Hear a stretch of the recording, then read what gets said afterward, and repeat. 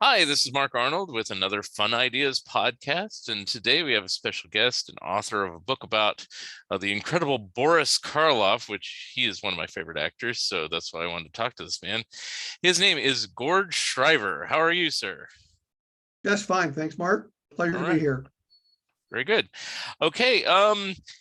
First of all, tell us a little bit about yourself and how you got interested in Boris Karloff enough to write a book about him. Let me see. Well, I'm a skinny kid from New Jersey. Mhm. I live in greater Atlanta now. And I was one of those baby boomer kids who grew up in the 60s watching creature features and watching the monsters and reading famous monsters of filmland. And so I was familiar with, all the classic Universal stuff and all the great, pop culture we had in the 60s, all the TV shows and, memorabilia and merchandise and stuff like this.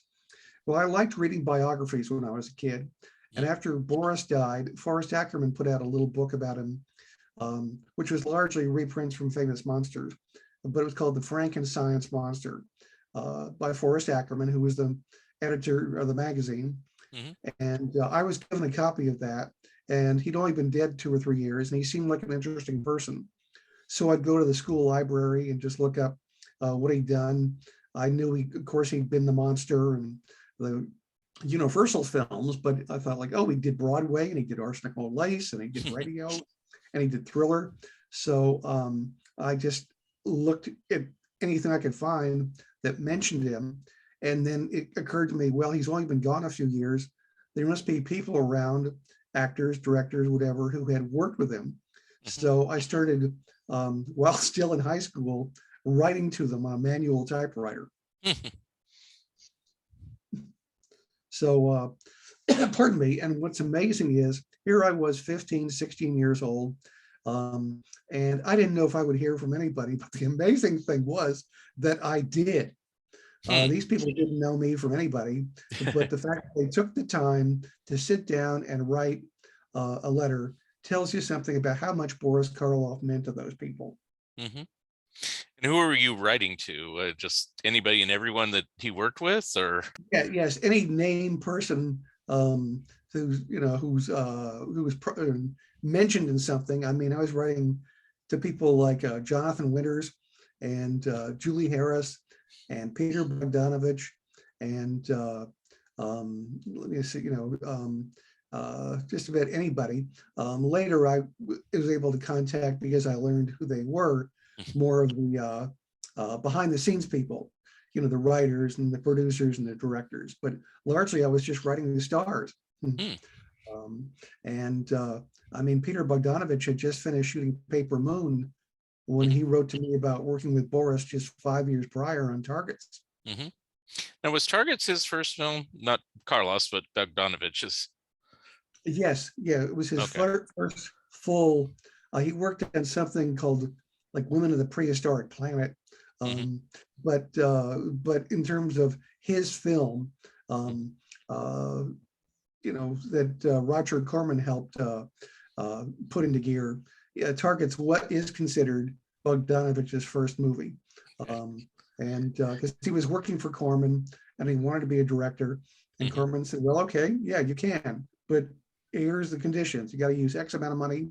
You have to use some footage from The Terror, a movie I made with Boris, and you have to use Boris, who owes me a few days of work." Hmm. And amazingly, under these conditions, um, Bogdanovich and his wife at the time wrote this movie, and they made it. Mhm. And was Targets considered like Boris's last real film? Because it's kind of sketchy after that. It seems like he did like four films or so after that that were released even 2 or 3 years after his death, and like That's right. Spain and stuff like, or Mexico or something. You can clarify it. I know the story basically. Yes, you're correct. But he considered, Boris did, Targets to be his last film. It was his last like full Hollywood production, Hmm. by a major studio, filmed in Hollywood with Hollywood people. And actually he even lived to see it finished. I mean, he died just a few months after it was released, but Bogdanovich ran it for him. So Boris got to see the final film, which he was pleased with. But yes, he signed on to make four, they're often referred to as the Mexican movies, because it was a production company in Mexico that co-financed these things. And Boris had terrible emphysema then, and could not physically travel to Mexico because of the altitude. And so his scenes were shot in Hollywood, but they were just like really cheap movies. I personally have a really hard time sitting through them because they're so poorly made. They have Mexican actors, but everything about them, the editing, the dubbing, is just awful. And it's just kind of excruciating to sit through these bad scenes with dub actors waiting for Boris to show up. And so, but some were released to, I think, some Spanish-speaking theaters within a year or two. But then when home video came around, they resurfaced, but they were like not quite lost movies, but they were really hard to find if anybody really had a desire to see them. Now, I've seen a huge amount of Karloff's sound films. I don't know if I've seen any of his silent films, but of those Mexican movies, we'll jump back to the beginning of Karloff's career, but I'm like curious about this part right now. Did he speak Spanish, or was it just dubbed, or how, or they just use subtitles? What did they do on those? Well, he spoke English, Okay. and it's his voice, if you watch the movie, doing the dubbing. I mean, as I said, it's his voice. Okay. But as far as I know, all the other English voices you hear are dubbed. So I mean, when he was doing scenes with these people, they must have been speaking some English, but you know, while they were shooting in Hollywood. But yeah, I think I don't know if they were completed in Hollywood. I don't think so. But my point being that I think they did work in Mexico after they did his scenes. Now, how did they get 4 films out of it? Was just the case of just milking the cow dry, as it were? That's a good question, and I really don't have a good answer for that. But okay. Jack Hill, the American director and writer, worked on a couple of them, and but it was I don't know how it came to be that the powers that be wound up writing 4 quick drive-in level movies to put Boris Karloff in. I mean, I don't know whether it was planned as a series or what, but personally, to me, the less said about them, the better. Yeah, I know. I'm asking more questions about it. Yeah, it does sound kind of like the end of Bela Lugosi's life, where, you know, Ed Wood took up scrap, you know, footage and just threw it anywhere, you know, and stuff like that. So Yes. it's kind of interesting that, you know, the two kind of sort of rivals, which we'll talk about that at some point, you know, you know, had the same kind of similar kind of sad ending, as it were, on their film careers. But anyway, let's go to the opposite end of Boris Karloff's career. So everybody knows Frankenstein, 1931, but he was already in his 40s by that time. What did he start off doing? Was he on stage, and what was his first films when there was silence? Let me see. Well, he came over from England to Canada. He wanted to be an actor. He was the youngest of a large family, and to be an actor, he was considered the black sheep of the family. And so he thought, well, I can either go to, in those days, I could either go to Canada or Australia. So he used to say he flipped a coin, he wound up in Canada. So he never took an acting class in his life, but he started acting just as a novice in these little tiny theater companies in Canada that would just go to, you know, these traveling theater companies, you know, pack up the scenery, move it to a town, put it up, do the show, pack it up, move on to the next town. And so he gradually worked his way down to California doing theater. And then then just doing manual labor in Hollywood. And in those days, he'd be like the third spear carrier from the left, or you know, um, that kind of thing. I've been an extra, so in myself, so I know what that's like. But so he was just an extra in silent movies, and so he's going back and forth between the silent movies, and laying, carrying bags of cement and driving a truck. Doing manual labor. And what's amazing is he did that for almost 20 years. Wow. In Los Angeles. And it was, as you say, he was 44 when Frankenstein was released. And but he, gradually the small parts, he worked up to getting sound roles. And then and some not some bad early 30s films. And James Whale, who was a prominent director in those days, had seen him in a gangster movie called Graft, and just thought Boris's physical look was interesting. And so he called Boris over in the commissary at Universal and said, well, I'd like you to test for the monster in Frankenstein. And Boris thought at first, really? I'm going to be a monster? But he knew that James Whale was too good a director to say no to. So he said so many words, I'm in. And they made the film. But so it was a long time before he became an overnight success. Right. Now on that particular film, Frankenstein, he is just billed as Karloff. And of course, his real name is what? William Henry Pratt, is that what it is? Yes. Yeah. Yes, William Henry Pratt. And where did the Boris Karloff come along, and did he use it on stage or just in film? Both. He did use it on stage, when he was a starving actor, and before he became a well-fed actor. And but yes, he used to say in interviews, and Boris was a mysterious person to some extent. He kept parts of his life private because that's the kind of person he was. He used to say that Karloff came from somewhere in his family, in his heritage, but that's never been verified. He added that Boris was his own idea. So where the name Boris Karloff really came from is anybody's guess. Now, what is his ethnic background? Obviously, he's British, but did he have any Russian ancestry to come up with a name like Karloff, or no? No. In fact, his ancestry is actually East Indian. Oh, okay. That I didn't yes. know. Like the movie and story of The King and I.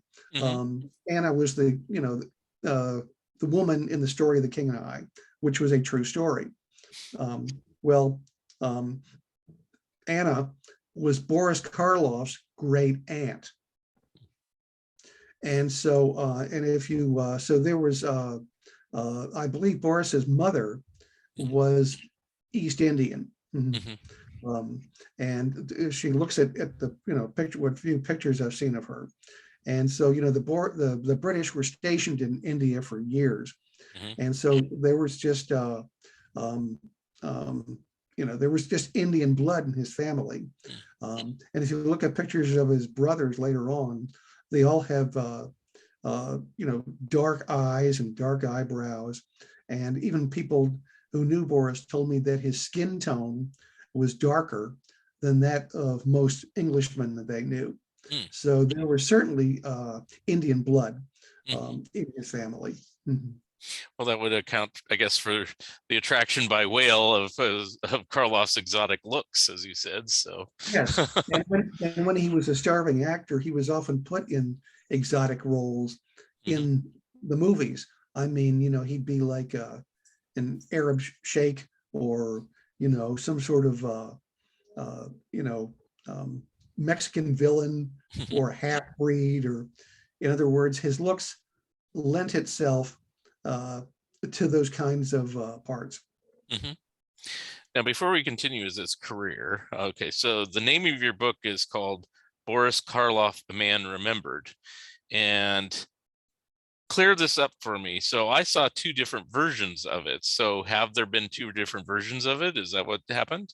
Yes, Okay. yes. The current version is the new expanded, revised, and I think even better version. Hmm. But yes, it first came out in '04 from another publisher, Hmm. and I spent just, as you can probably tell by now, decades researching it. And so I sat down and wrote the book. It took me about 3 months to physically write. It took me 4 years to get it published, Hmm. and that's the what I call the red copy, the Yeah. first one that came out, and that was in print for several years. And then my publisher said, "We're not going to publish books anymore." Oh. Um, um, yeah, after several years, they just decided to go out of publishing the book entirely. So we kind of I bought the rights back from them, and my pandemic project was um, expanding and revising it, Mm. and that's the version out now um, from Bear Manor Media. Okay. So if somebody had purchased the earlier version, what are they missing if to get them to buy the new one? Besides, like, what did you revise? Okay, well, there were some credits of his that in the back of the book that got left out the first time. Um, there are far more photographs. I was kept to a bare minimum by the first people, and Bear Manor, just let me kind of put in as many as I wanted, because I've got about 35 in there. Um, and so there's many more photos, as I said, and I did some more interviews, pardon me, since the first one came out. So those interviews, that information I gleaned from them, and other background information on some of his productions are what's new in this edition. Okay. And what, I mean, you said you were a lifelong fan. What was the clincher? Was it Frankenstein or something else that made you a Karloff fan? Well, because there's the Lugosi, bastion of fans, and there's the Karloff fans and Hmm. stuff like this. And I didn't dislike Bela Lugosi, Hmm. but I liked Boris's acting style. I liked his on-screen manner. Hmm. Even when I'd see him on things like The Girl from Uncle or I Spy or The Right. Name of the Game, Hmm. they were just, he was just such a subtle actor, and he just had this personality that came right out of the screen. Hmm. And so I suppose that's part of what appealed to me about him. And plus, the more I learned about him, I learned just really what a wonderful, kind, giving British gentleman he was. Hmm. And for your book, did you interview like Sarah Karloff, his daughter, or anybody related to him, or strictly people that worked behind the scenes or with him? Well, I didn't interview Sarah, Okay. but she, gave her blessing Okay. when we met, and so I had her approval, as it were. But I was also lucky enough, even though we never met, I did correspond with Evelyn Karloff, Mm. Boris's widow. Oh. She was some years younger than Boris, Hmm. and she lived to be almost 90. And but back in the early '80s, I found her address. It was in the London phone book, if you can believe it. Mm. And I started writing to her and told her who I was. And at first she thought, well, what's the appeal? I don't know really why you want to do this. Um, and but I guess I turned her around somehow. Hmm. But so we were pen pals for several years, and she was very helpful. She helped me put in touch. She helped put me in touch with certain people whom I did contact for the book, that I wouldn't have probably been able to reach otherwise. And and she filled in some gaps here and there for me. So I had her support, and And at one point she did read some of it in progress, and she said, "I think you're doing a really nice job." Hmm. And I never met her, though. I did go to London in '89, Hmm. as she had an apartment in London, and I hoped to meet her then, because I said, "I'm coming to London. Is there any way I could meet you?" And at first she said, "Sure, certainly." And but even into her golden years, she was still quite the traveler. So she was actually not home Oh. the very week I was there. Um, so I didn't get to see her at all, but I did see the church in London where Boris's memorial plaque is, and I did meet one of his directors. Mhm. Now, going on to his widow there, I don't know much about her. Is she a British lady, or what would describe her? Evelyn, Evelyn, Yeah, yeah, yeah, yes, yeah. yes. Evelyn was British, and she had been married to an actor, a stage and film actor named Tom Helmore. Hmm. Um, he largely was a stage actor, but he did make some American movies, and like Designing Women with Gregory Peck. He was in The Time Machine with Rod Taylor, Oh. Advise and Consent, but he's probably most well known to American moviegoers. He's Kim Novak's husband in Vertigo, Oh, okay. Hmm. who hires Jimmy Stewart, to tailor. Hmm. And so that was Tom Helmore. That was Evie's first husband. Hmm. And she was a minor actress when she started out, but she wound up, she was an assistant story editor for David O. Selznick. Hmm. And later, she also worked during the war as a secretary to Morris Evans, whom most Americans now know as Samantha's father on Bewitched, Right. or Dr. Zaius in Planet of the Yeah. Apes. Although you wouldn't be able to tell it was Morris Evans from Right. all that makeup. Just his Um, voice. Yeah. Yeah. yeah, exactly. Just like James Whitmore's voice and Roddy Hmm. McDowell's voice and all that. But Hmm. anyway, but she worked for Morris Evans, Yeah. and during the war, so she worked over here, and she met Boris, and they got married in 1946 and stayed married until his death. Hmm. Mhm. Was she Boris's only wife, or did he get married? Any? No, she was actually, there's been some question about this, but as I understand it, she was number 5. Oh, wow. Um,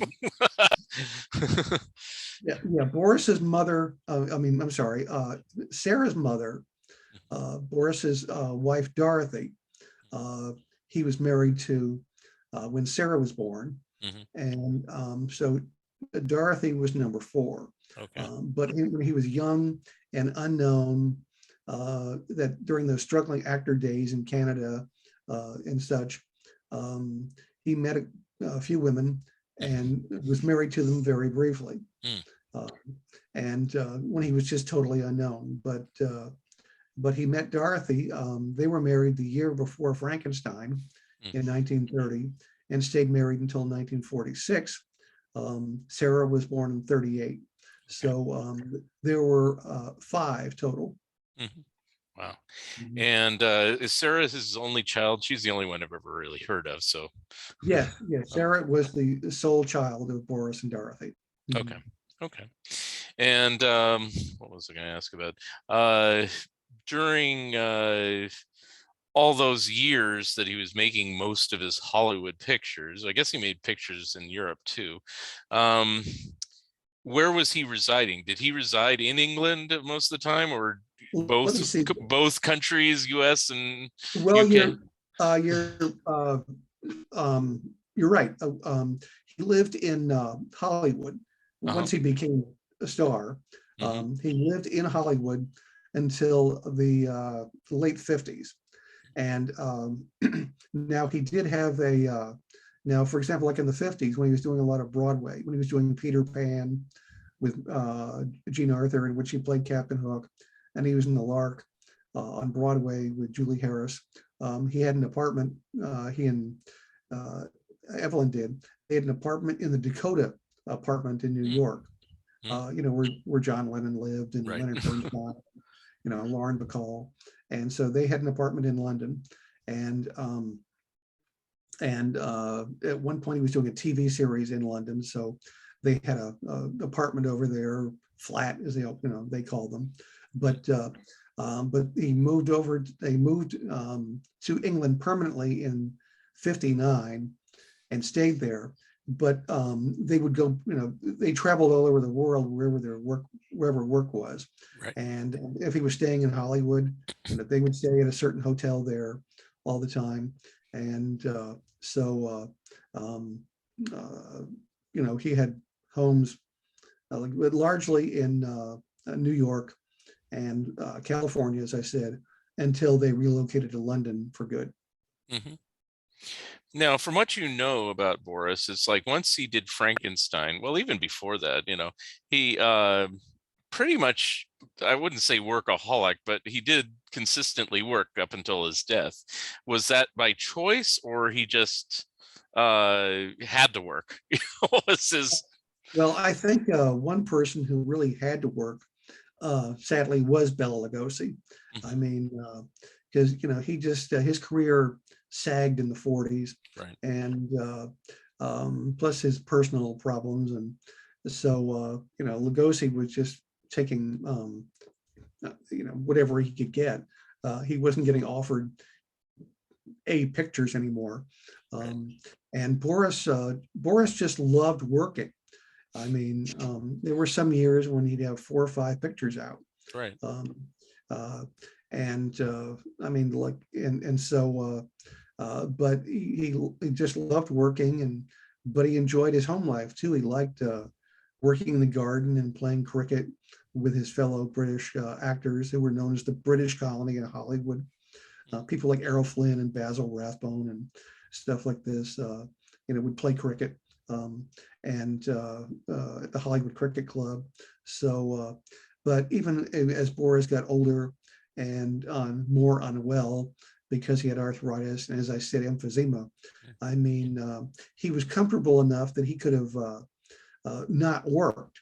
I mean, he worked because he wanted to, not because he had to. Okay. People would say toward, like his 70s, well, Boris, like, why don't you retire? Aren't you comfortable enough that you can just, rest on your laurels? And his attitude was, well, what would I do? Right. I mean, you can just watch so many cricket games. And so he just had no desire to retire at all, even though it was, as his health got worse. Yeah. I mean, his last performance period on film was in The Name of the Game, the TV series with Gene Barry. There was a whole real sense of excitement. The director told me about, wow, Boris Karloff is going to be in our show. We got this great cast, but we got Boris Karloff. And so they wheeled him onto the set. And he said, we were all kind of, sobered by seeing this frail old man in a wheelchair, who had an oxygen unit nearby,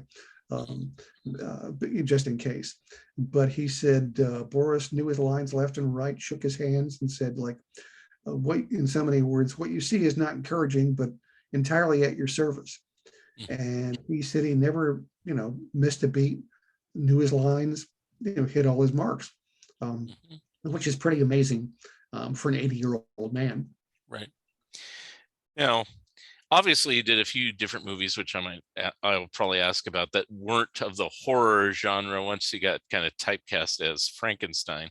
But did he mind doing the horror films, or did he mind doing them when they got a little bit cheesy and schlocky later on and weren't so sophisticated? I don't think he minded doing them. I mean, he enjoyed playing these kinds of characters, but I think over time, I think he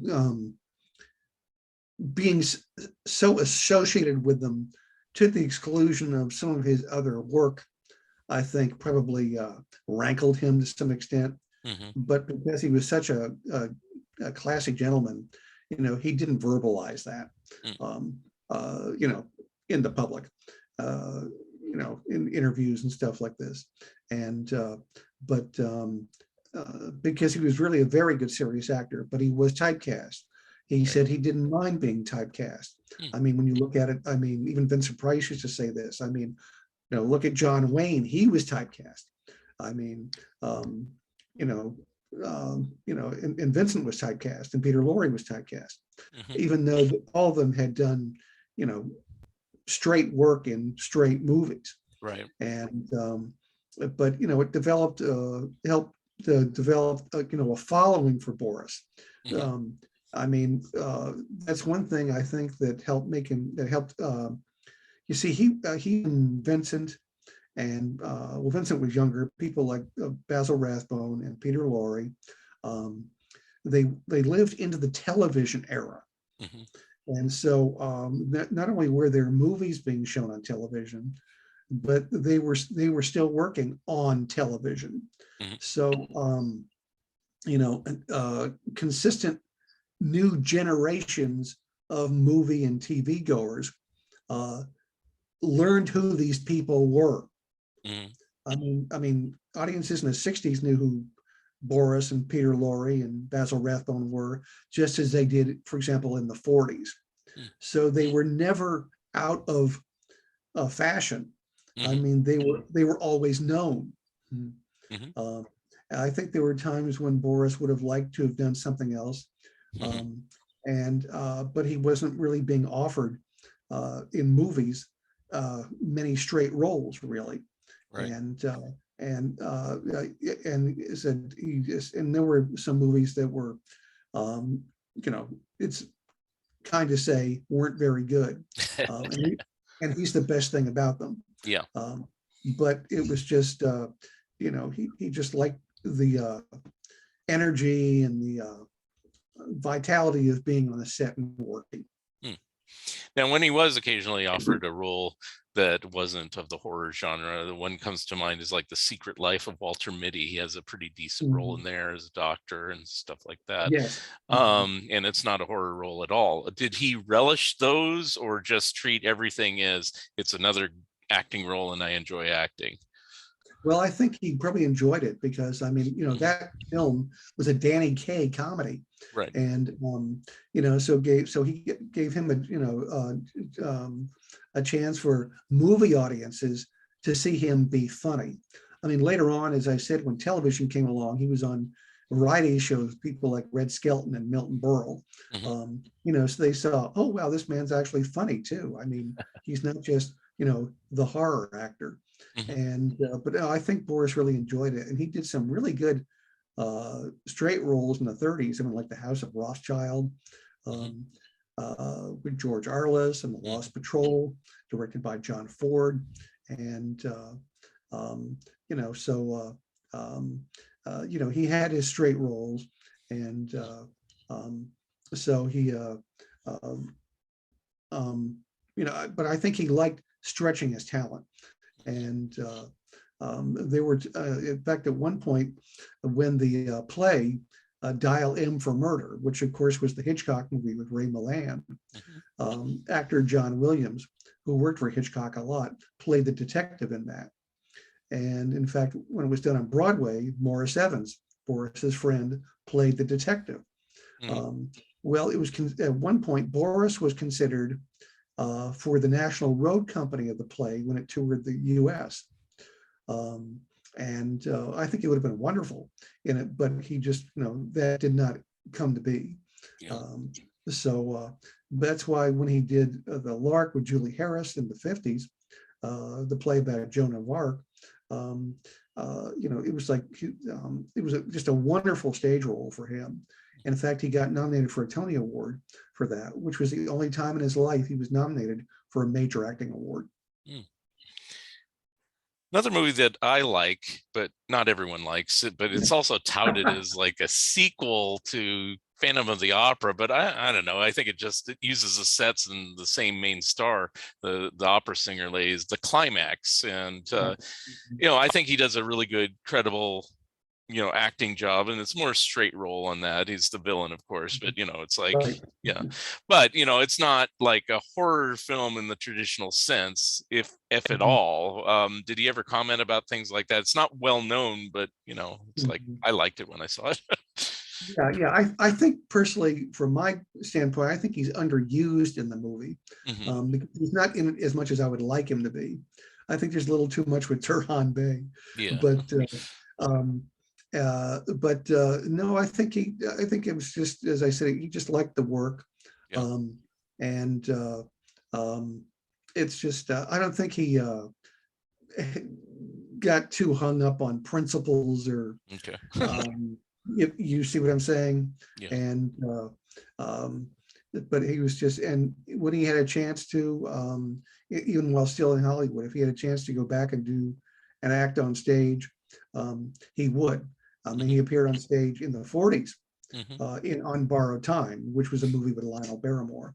Hmm. And he later did the play several times during his career, Hmm. even here in Atlanta, where I live. He came here in 1950 and did it at a theater in the Round. Hmm. So, so he had a chance to, stretch his acting muscles. And I mean, because I mean, he's just, you know, for example, like The Body Snatcher is just a great film. Hmm. I mean, he is just so good in that. And I think it's one of his greatest performances. Hmm. Because one thing about Boris I love is that, for example, in The Body Snatcher, in The Black Room, um, he's just, it's almost like you don't see him acting. Hmm. He's just so smooth, the way he, just his um, understated sense of evil, and the way he's just says these lines, like in The Body Snatcher, as I said, in Bedlam. Hmm. Um, he's just, I mean, he's a horrible person, but he's just so, he's almost so nice about it. Right. And but he's not one of these actors you see. Some actors, you can see all the machinery working. Hmm. They're just like that. And but Boris was just so subtle about it, Hmm. and that's what made his character stand out so much. Hmm. Forgive my memory, but is Body Snatcher, is that one of the Val Lewton films? Yes, that's the Okay, first of that's Val what I Lewton thought. film. Yeah. Yes, that's the first of the three Boris did for Val Lewton: Hmm. Body Snatcher, Bedlam, and Isle of the Dead. Okay. How did he like working for him? I mean, you mentioned he worked for James Whale, because he already thought he Mhm. was a good director. So was he aware of Val Lewton's talents or no? Yes, he seemed to have been, Mm. but yes, he said he really enjoyed working with Val Lewton, and Mm. helped. Thought that Val Lewton also kind of helped, um, uh, for lack of a better word, invigorate his career Mhm. a little bit, because some of the stuff he'd been doing in the early 40s there, some of those B pictures for studios like Monogram, I mean, where he was, playing Asian villains. And he did a series of cheap detective movies as Mr. Long. Yeah. I mean, as I said, B type movies, Mhm. which are fun because they're B movies and Right. because he's in them. But so the Luton pictures gave him some better material, Mhm. and after that, his movies in the 50s, for the most part, and he didn't make many movies in the 50s.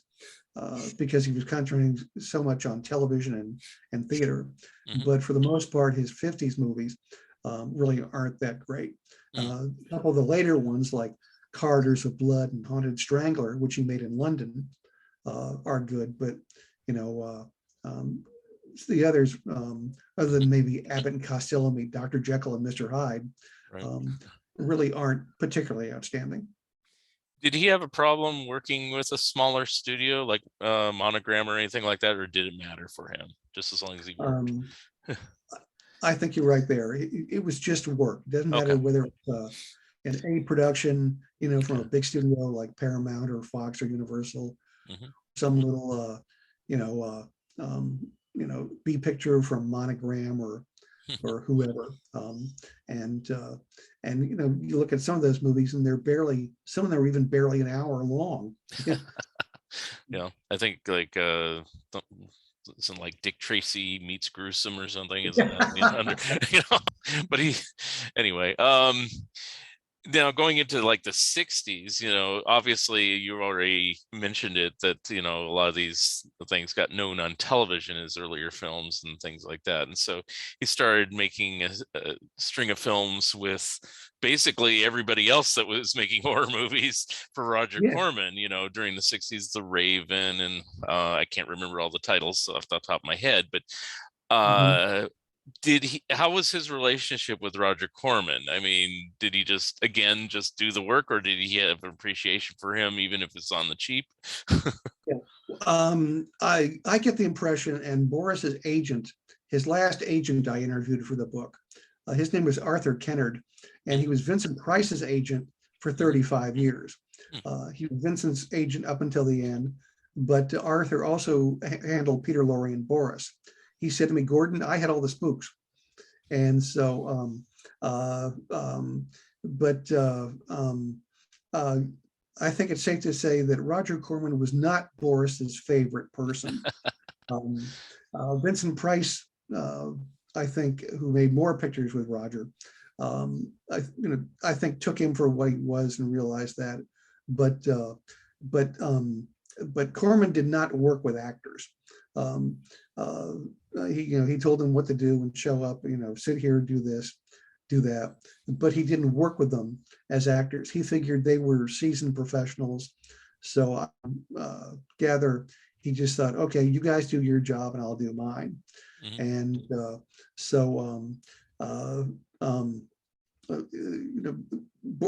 Roger just was not one of Boris's favorite people. And in fact, Arthur, as I said, Boris's agent told me, he said, Roger would rather steal a picture than make one. So bad for what it's worth. Mhm. Now, some things I'm kind of curious about, because I just see them, but I don't know much about it. Obviously, Boris was a known quantity by the television age. Was there a reason to get him to host Thriller, or were they just looking for anybody to host because that was like the Twilight Zone time where you had to have a host and do kind of mysterious, spooky TV episodes? Well, And yeah, and Thriller was a great series, especially the horror episodes. You watch them today, and they're like it's in black and white, and they're like little movies almost, because they were shot on the Universal studio, with these great sets and stuff like this. And like I said, especially the horror, episodes, they just look so good, the photography and stuff like this. But when the executive producer named Hubble Robinson, Thriller was his baby. He told me that Boris was his sole choice as host. He didn't want anybody else but Boris. that's cool. And for some reason, probably because there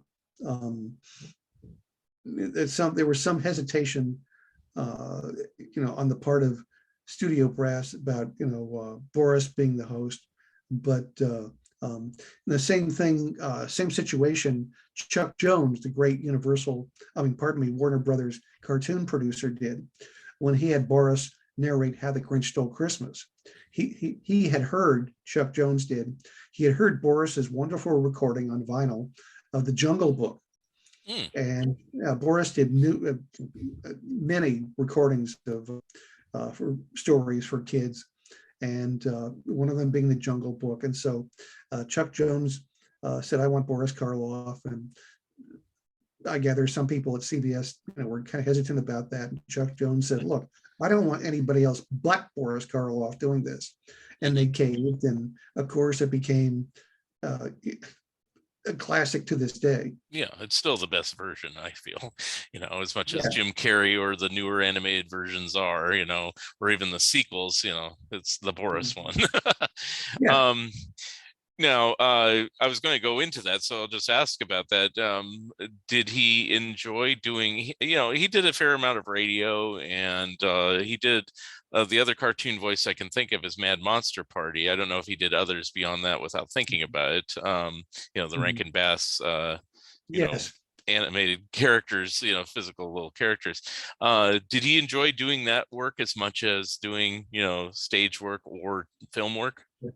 I think so. And as I said, it was work. And, he just had that distinctive voice. I mean, you just hear it. You don't have to even see his picture. You hear that voice, and it's just unmistakably, Boris. And there's a great line when he was on Jack Benny's radio show. Benny says, you look so much like Boris Karloff. And Boris says, Jack, well, thanks, and you're looking well too. And so, and because it's just, it was a theater and radio trained voice, because he did so many episodes of Inner Sanctum and Lights Out and stuff like this, and he did a lot of radio. And of course, the radio was theater of the mind, and even Hyman Brown, who was the producer of Inner Sanctum, said, Boris could play anything. And in fact, years later, Hyman Brown lived to be close to 100 years old.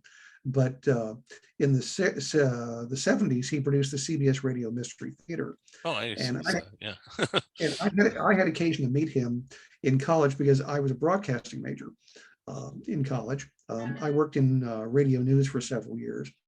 But I went to San Francisco State, and we had a broadcasting convention every year with a lot of people from the industry. Well, Hyman Brown was there at about 70. And so I walked up to him and I said, what do you remember about Boris Karloff? And he said, the most wonderful man who ever lived.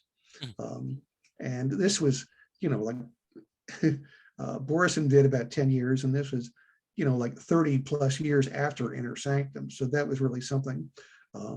But Boris was just, he just loved to work.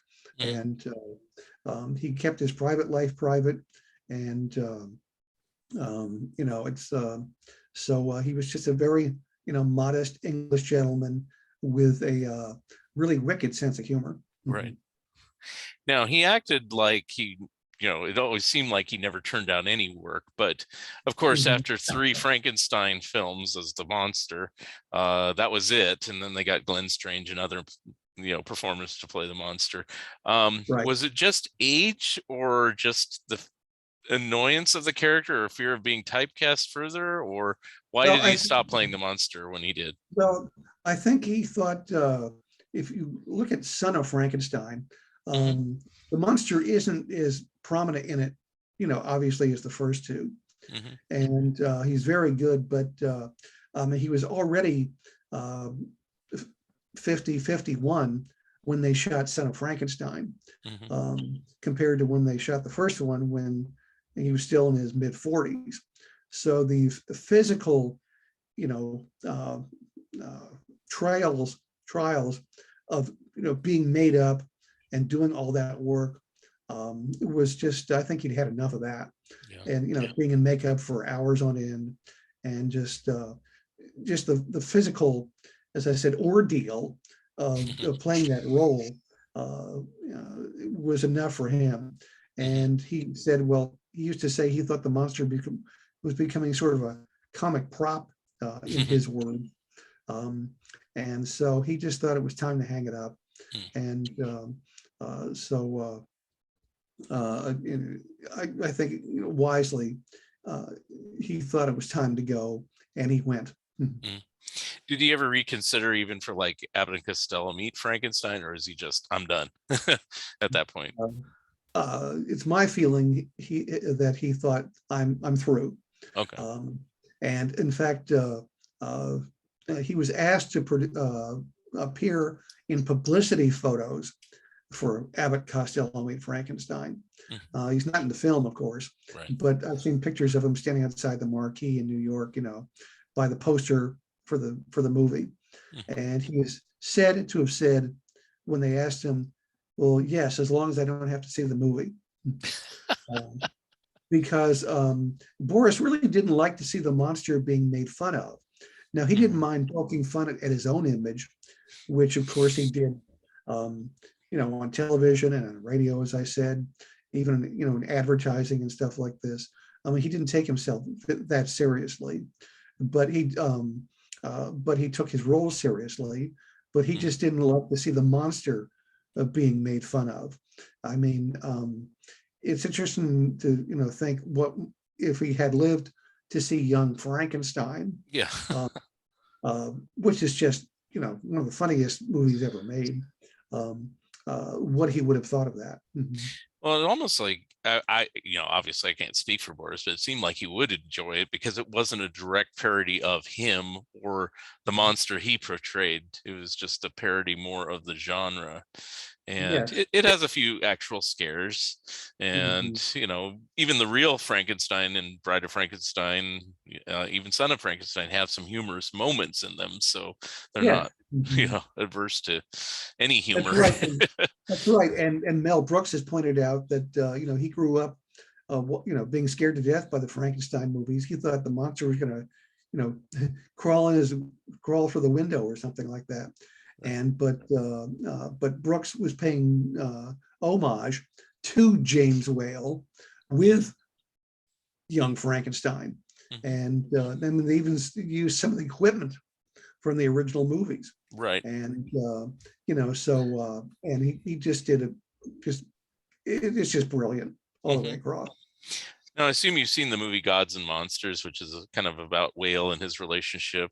Yes. And it does have an actor playing Boris Karloff, not heavily, but just briefly, and stuff like that. Do you think that's a pretty accurate portrayal, or is it kind of soap opera made up garbage?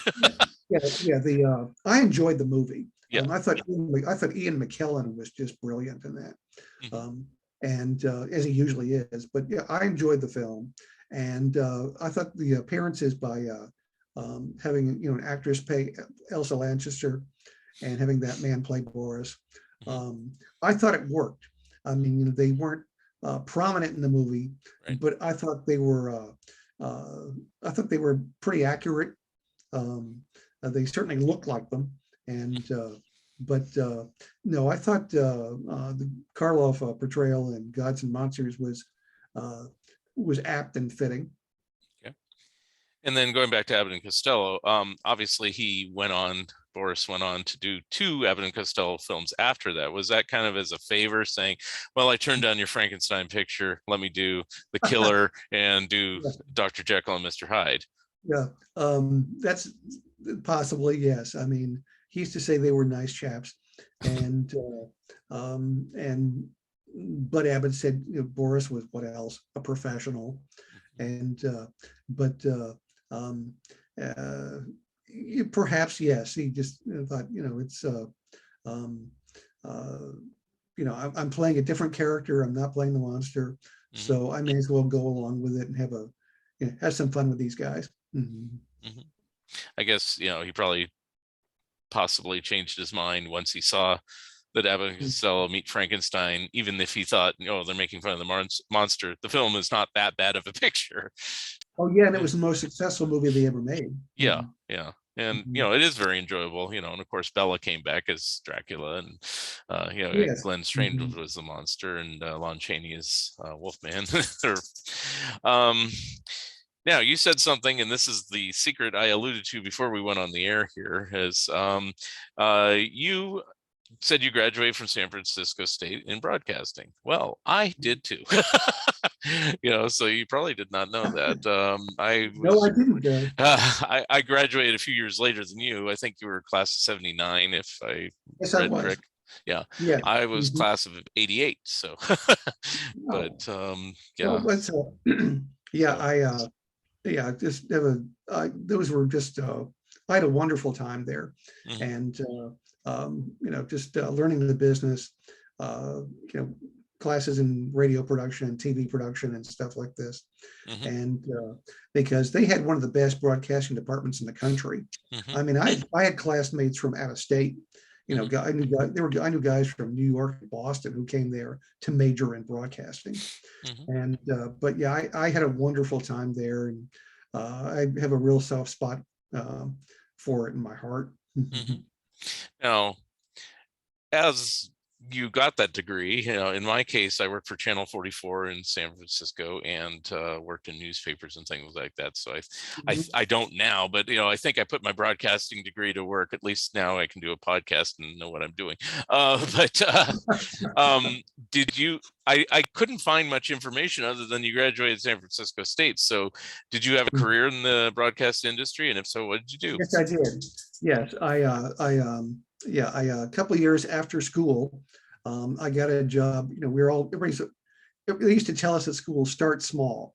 Everybody else wants to work in a major city, but they'd say start small. So I did start small. I got my big break, as it were, working as a reporter for a public radio station in rural Minnesota, Yeah. where the tallest thing around was a grain elevator, and it was just like a farm country, literally.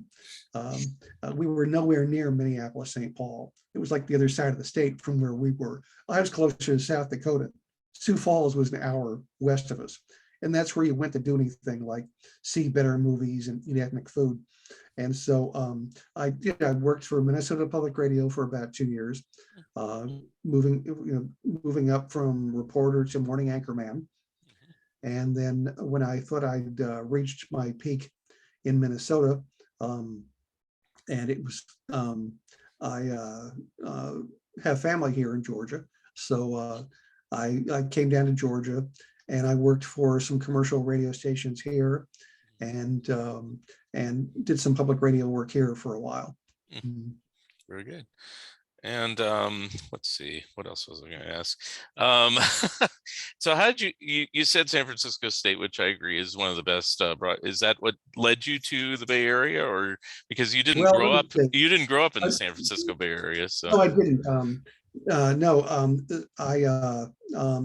let me see. Well, my mother had family in the Bay Area. My grandparents lived there, years and years ago, like in the 50s and early 60s. And so, as a kid, our family, I've got 2 brothers, we'd all go,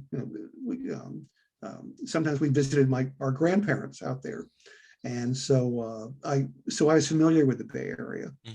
And actually, my parents got divorced when I was 15. And so we were in the Chicago area.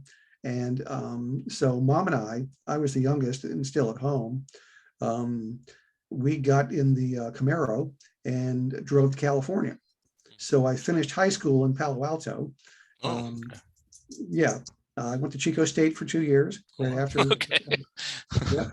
And went to Chico State for 2 years.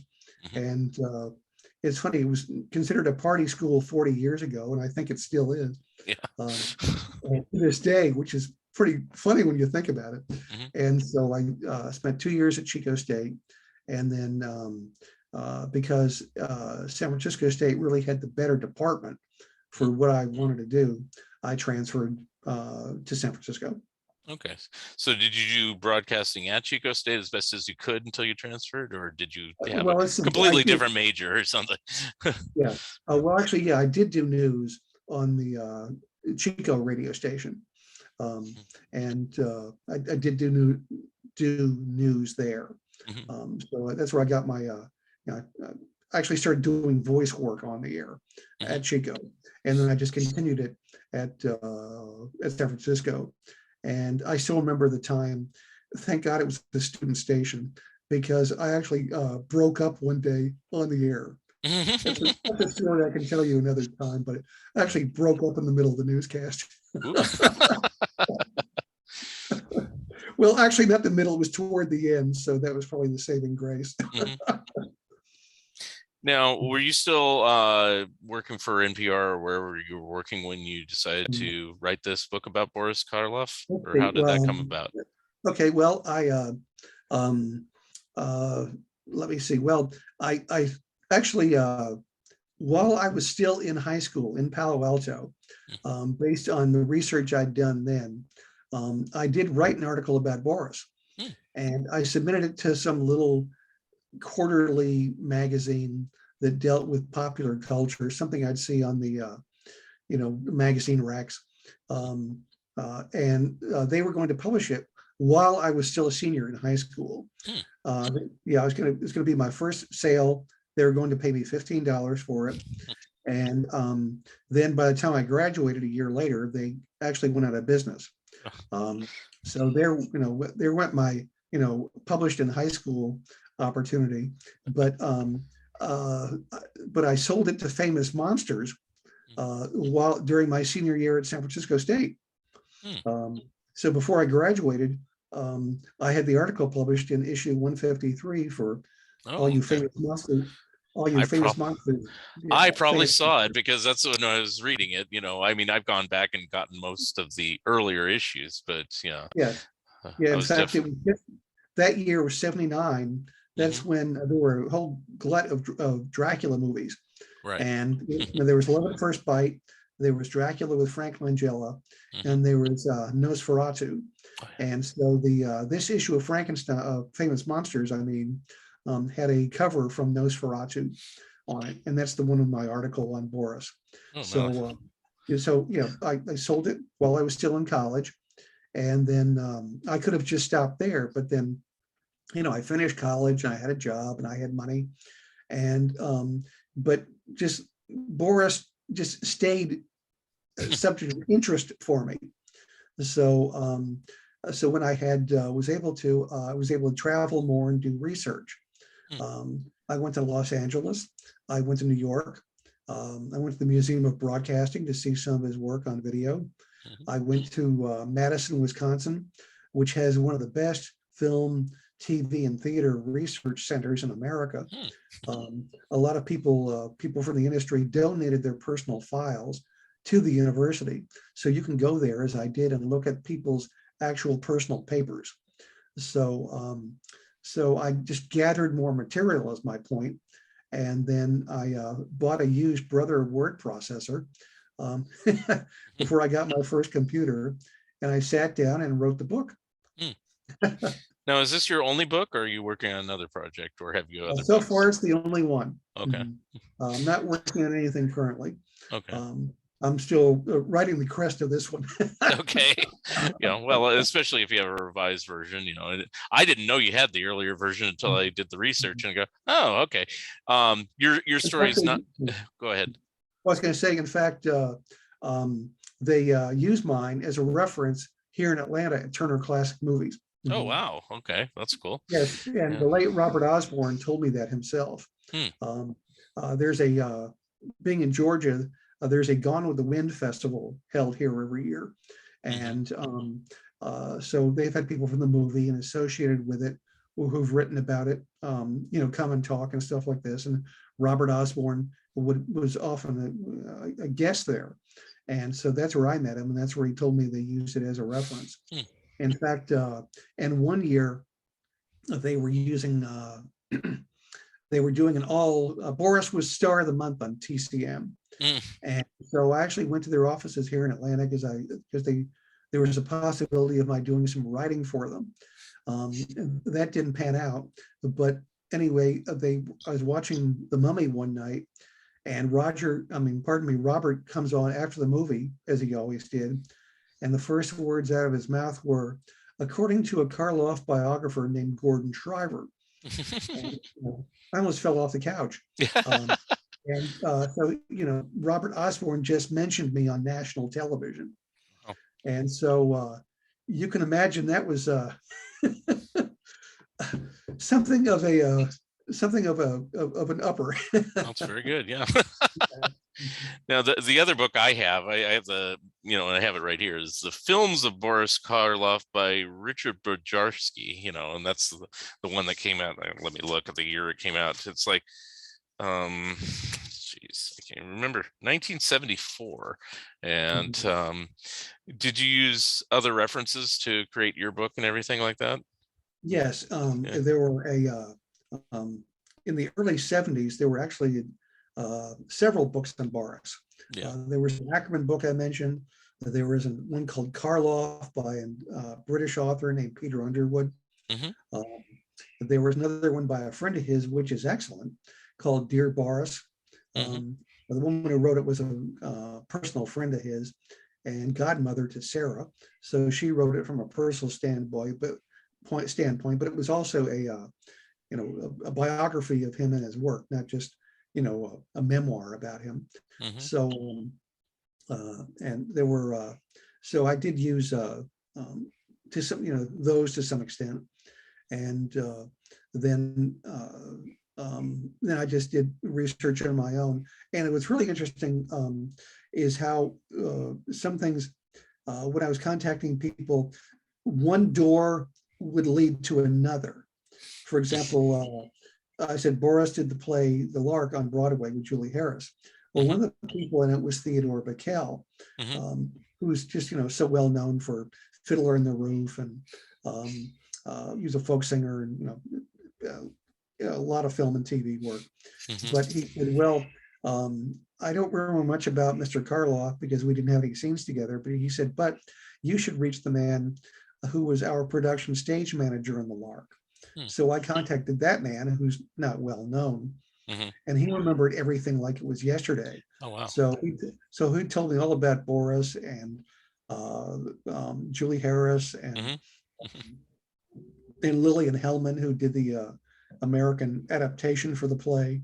So, Mhm. one door would open to another. And so it's kind of amazing how people are so forthcoming Mhm. about Boris.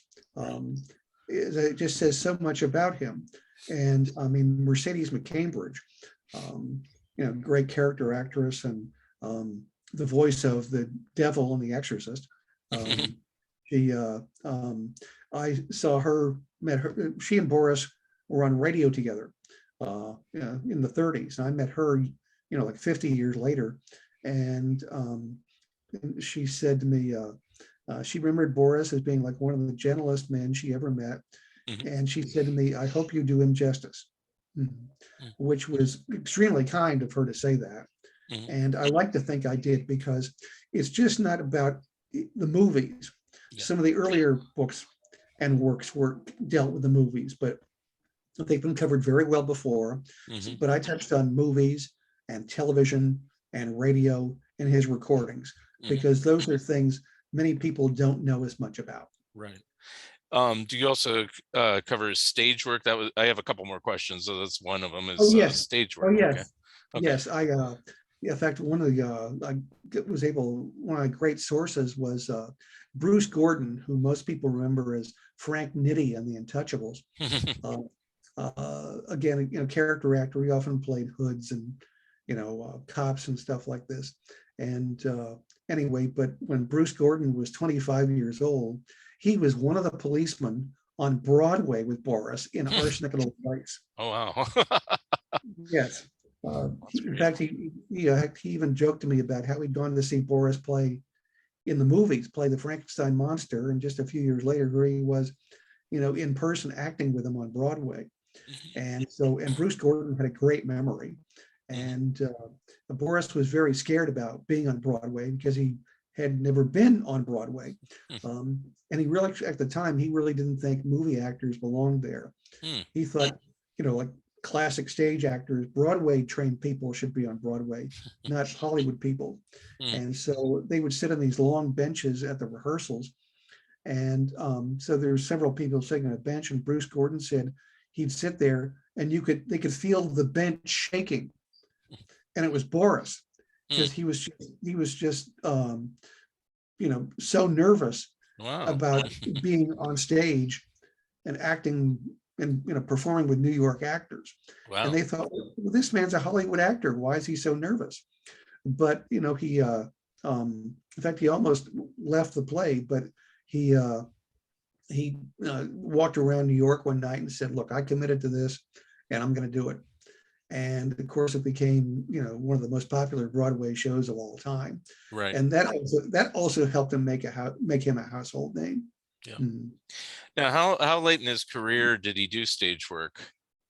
Let me see. Well, his last stage work, non-Broadway, was actually in 1961. Okay. He was almost 75 years old. Mhm. But because his last Broadway show was The Lark, that was 55. Mhm. But I remember in 1960 and 61, There he went to San Juan, Puerto Rico, because there was for a few years, this man I know ran a drama festival in San Juan, and he got name actors to come down to San Juan and do plays. He had people like Margaret O'Brien and Gigi and Farley Granger and Tom Helmore, who I mentioned before, did witness for the prosecution. And he got Marcel Marceau to appear there. Anyway, but he got Boris to come 2 years in a row. The first year, Boris did Arsenic and Old Lace. And the second year, he did On Borrowed Time, which was one of his favorite plays. And then a year later, in Monterey, California, Boris did On Borrowed Time there for a week. And that was his last stage role. Now, did he stop doing the stage role because of what we said earlier, the emphysema and getting older? Yes. Yes, I think it was just he had an arthritic knee, and I think it just it was just if you look at him in the Raven, he looks pretty well, but then you look at him just a few years later in like the Nation Affair or the Sorcerers, which is a really good film, I think, and he looks visibly older. And so, yes, I think it was just the physical requirements of doing a show 8 times a week, that he just thought, okay, I love theater, but I think it's time to hang it up. Mrs. Karloff told me he was offered the chance to do Arsenic and Old Lace in London because one of his desires was to do a play in London. He had never appeared on stage there, and never did. But when the time came, he was offered the chance to do Arsenic and Old Lace there, but by that point he was too old. Oh, not even for a one-off or something, I guess. That's too bad. I guess. Yes. Yeah. I got one more question, and then we'll kind of wrap things up. Is just the age-old rivalry of Boris and Bela. How accurate is that? Were they really at odds with each other throughout their career? Is that a little bit of Hollywood? Yes. Yeah, that was Hollywood malarkey, to use a very old word. But yes, I mean, that was just studio publicity. I mean, press agents probably came up with stuff like this. And because here they were the two big horror stars at Universal, and they made 8 pictures together, and they were not personal friends. They respected each other, but Boris had his life and Bela had his life. They each had their own circle of friends. They did not socialize off screen. They worked together, but they were professionals. And so this rivalry stuff, I think, is just junk. And I think as his career sagged, as I said before, Bela may have felt, and this is just a guess on my part, some professional jealousy because Boris was still getting decent roles and Bela was getting offered junk. But that's just my take on it. But I don't. It's just, I think it was just all Hollywood, just press agent stuff. Right. But also, didn't Bela go into dabble in drug addiction and things like that Boris never did? Yeah, Bela developed addiction to morphine. Yeah. And so he had to go through what we would call detox, by today's standards, and and clean up.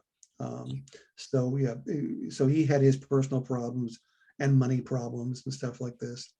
I mean, because as you indicated, he was making real awful stuff there, the Ed Wood movies and things like Old Mother Riley Meets the Vampire. Yep.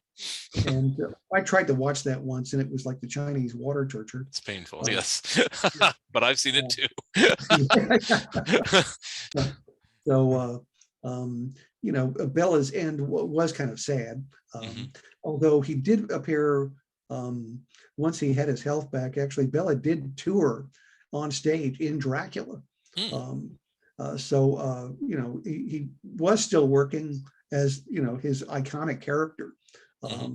And there was work, but it just their careers just literally took a different turn. Mm-hmm. And because he died in 53 and Boris died in 69. So, Boris just lived longer and was able to, as I said, just do work in other avenues, the television, the radio work. Right. Wasn't Bela older anyway? So, Let me see. Not by much. I mean, Okay. I think it's just a few years difference between the Okay. two. It's just Boris lived longer. Okay. All right. The inevitable question, which if you've been interviewed before, it's probably been asked, what's your favorite Boris Karloff film or radio show or stage production or TV show? Oh boy. That's the gotcha. Let's see. Well, I really love watching The Body Snatcher, because he's in almost, it's okay, can I have two? Sure. that and Targets. The Targets Body is good, yeah. Snatcher, The Body Snatcher is so well made. I mean, it's got other good actors in it, and it's a very literate movie. If you listen to it, the dialogue in that film is great, and this cat and mouse kind of relationship that Henry Daniell has with Boris. I mean, because Boris practically blackmails Danielle, and Boris taunts him and stuff like this because he says like, "Oh, Toddy," and Danielle says, "Don't call me that." And so they're like two snakes, at each other, and it's just this very subtle photography and great direction by Robert Wise, and Boris Wise told me even helped Bela do their scenes together, because he said Bella's memory wasn't strong and he had trouble remembering his lines at the time.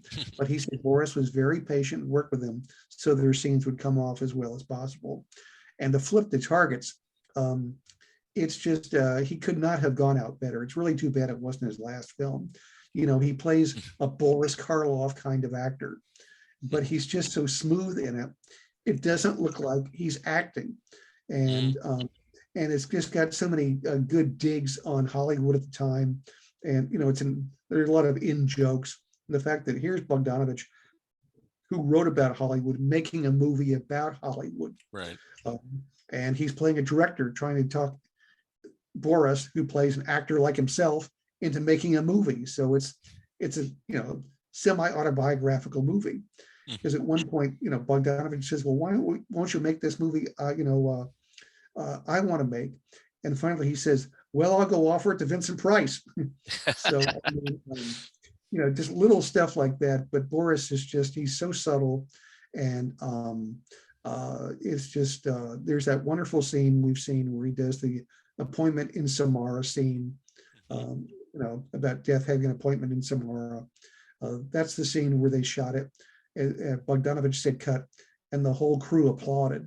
Because Boris did that whole speech in one take. And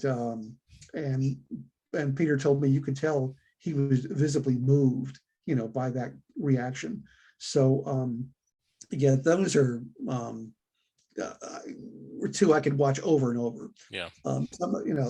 There's others I'll watch for fun, like the Comedy of Terrors, where they're just having a great time. Yeah. And or the Black Room, where he plays two roles. So but those two I can just watch, and never get tired of them. Yeah. I would just say, I have my favorites too, and the ones you mentioned are good. I like those a lot. I don't know what my favorite would be. I mean, I could be all cliche and just say Bride of Frankenstein or something, but I'm surprised by ones I've seen over the years, like The Ghoul, and what's another one that I've liked over the years? I'm not terribly fond of the original Mummy. I find that one a little bit boring, but the thing I was going to say, though, in general about Boris, even if the film is so-so, he's always fascinating to watch. Yes. Sometimes he's the best thing in it. Yeah. And because he knew how to rise above his material. Yeah. I mean, even in I can't think what film it is right now. But he says, "Look, you think I'm mad, don't you?" And but the way he says it, it Yeah. works. Right. Um, and it's and as and some of his mad scientist movies are just really great. I mean, like I think like the man who changed, the man who they couldn't hang. Mm, It's like 10 Little Indians almost, because he yeah. picks all these guys off one by one, and Right. they're all stuck in this house. And but yeah, that one and the man who changed his mind, which was made in England. But yeah, some of those mad scientist movies are just they're great fun. Yeah. Or Frankenstein 1970. Yeah, And another one I kind of am fond with is just because Mario Bava is the Black Sabbath. oh Of yes, course, yeah, there's yeah, two versions of it, but they all yes. have That's yeah. I've they seen both. both of them, Yeah, and because as you know, the Italian version is much different, yeah, um, and more suggestive than the American version. mm, And but yeah, that whole story with Bella with Boris as the vampire right. is just great. I Yes. mean, it's really kind of creepy, even the way they, you hear like the little kid howling outside Hmm. and stuff like this. And but yeah, that's a really strong film. Mhm. Yeah. So that's And probably up there. I can't say, I could even say Grinch is my favorite or, anything he's well, I'll done. tell you a story. There's as I mentioned, The Sorcerers, which Hmm. was one of Boris's last good movies. I Hmm. mean, he did like the Venetian Affair and stuff like this with Robert Vaughn, um, which I think is kind of a dull movie, but he's got a good role in it. But when you get The Sorcerers from Michael Reeves, who made Witchfinder General with Vincent Price, Yeah, that's a good movie. um, it was filmed in England, and so Boris and so Patrick Curtis, who was then married to Raquel Welch, was one of the film's producers. Hmm. So Patrick told me we're friends. He actually was a baby in Gone with the Wind. He was Baby Bo, literally. Hmm. Uh, as a baby, he's in the movie anyway. So he produced The Sorcerers, and he and Raquel went to London. And the man who met them said, "Well, this is your first visit to London. What would you like to see?" And they said, "Well, we'd like to meet Christopher Lee because we both like the Dracula movies." And so this guy arranged for them to have dinner with Christopher Lee. And Patrick told me there was this other guy at the table that night who had sandy hair and glasses. He said, "I didn't know who he was. I didn't care because I was just fascinated with Christopher, and I didn't know who this guy was." And the other guy couldn't get a word in edgewise. Well, the other guy was Michael Caine, and the Ipcrest file opened like a week later, and suddenly the whole world knew who Michael Caine was. Yeah. This just came across just thinking about all the stuff we've been talking about, and it's just out of left field, but it's like if he was living in England during the 60s and late 50s, of course Hammer films in England kind of revitalized the horror genre, and Christopher Lee and Peter Cushing kind of recreated everything. Yes. Did they ever once consider hiring Boris Karloff for any of their pictures, or you'd have any Uh, knowledge of that? I have no knowledge of that. I've never read anything Hmm. where anybody seems to have mentioned Boris in terms of being in a Hammer film. It's interesting. Um, yeah, when you in retrospect you think, well, why not? Yeah. Um, and they said he was, local talent, as it were.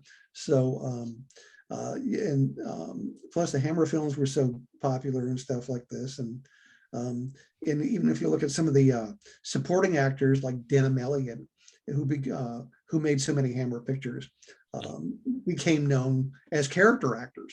Yeah. Um, but yeah, that's a very good question, and you wonder, oh, why not? But I've just never seen anything to the effect that he was approached to do one. Yeah. I guess they just wanted to remain separated and different and not rely on the same universal monsters or something. I don't know. I'm I making guess it maybe up. I they have just, no idea.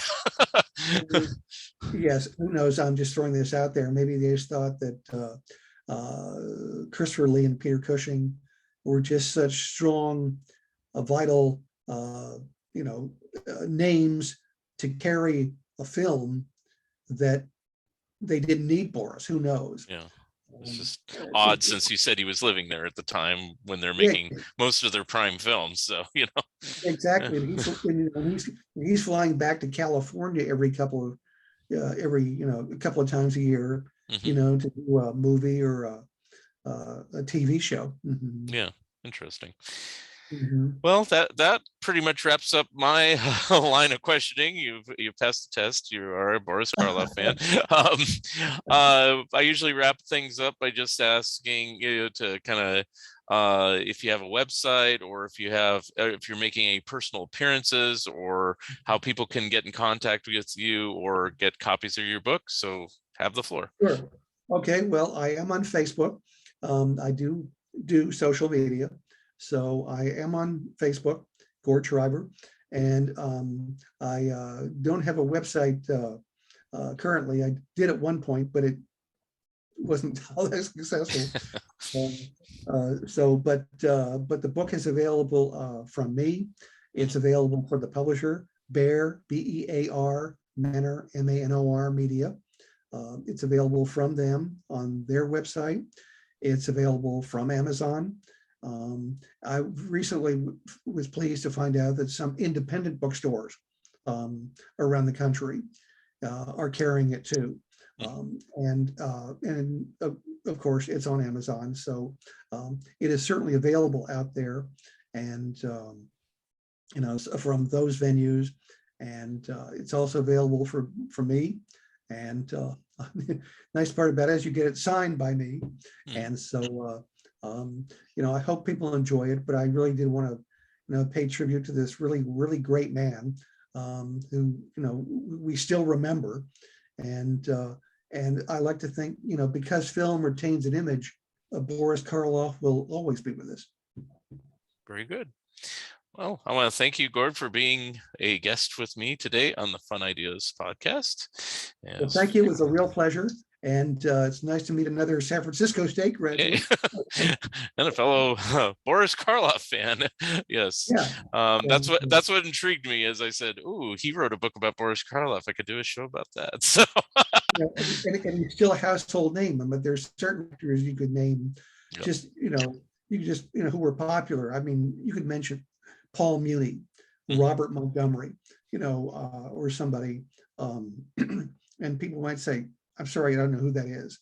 But you mentioned Boris, and everybody, no matter how old they are, up to a point, knows who Boris Karloff was. Very good. And so the book again is called Boris Karloff, A Man Remembered by Gord Shriver. And he said, like he said, it's available from Bear Manor Media, who has published most of my books. And that wraps it up for another Fun Ideas podcast. Thank you. The pleasure was mine.